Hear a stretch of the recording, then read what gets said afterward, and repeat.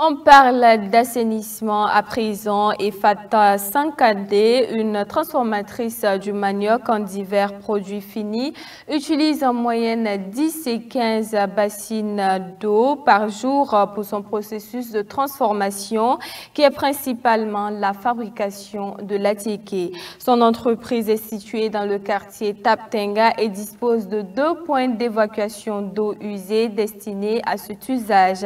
Cependant, en raison de la quantité d'eau utilisée, il arrive parfois qu'elle déverse ses eaux sur la voie publique, ce qui entraîne souvent des tensions avec ses voisins. Pour plus de précision, je vous propose de suivre cet élément de Koko Mieso.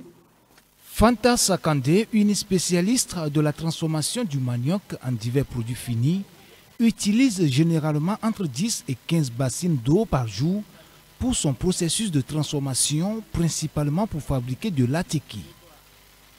Une fois l'eau utilisée, se pose la question de son élimination. Madame Sakandé dispose de 2 points de déversement d'eau usée prévus à cet effet, mais en raison du volume d'eau, il arrive parfois qu'elle les déverse sur la voie publique, ce qui crée des tensions avec ses voisins. En tout cas, on a trop de problèmes avec l'eau là. Puisque l'eau là, c'est beaucoup. C'est en quantité, donc on a problème avec les voisins. Sinon, on a des trous, ça verse dans les trous là. Après, on appelle les vidanciers, les gens vider. Mais on a des problèmes. On a des problèmes avec les environs. On vient ici même. Voilà, donc on nous conseille, on parle là-bas, ils nous ont conseillé. Mais l'eau là, c'est beaucoup.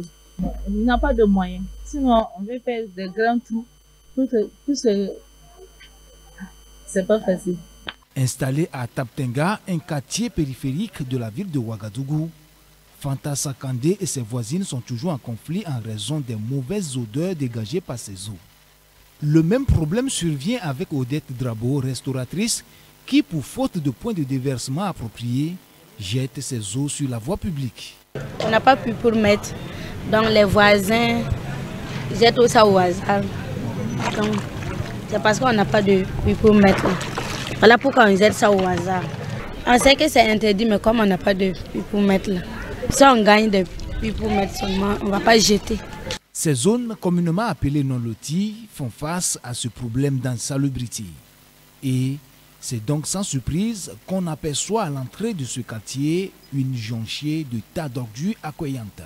Les eaux usées des toilettes sont drainées vers la voie publique et des dépotoirs sauvages se trouvent un peu partout.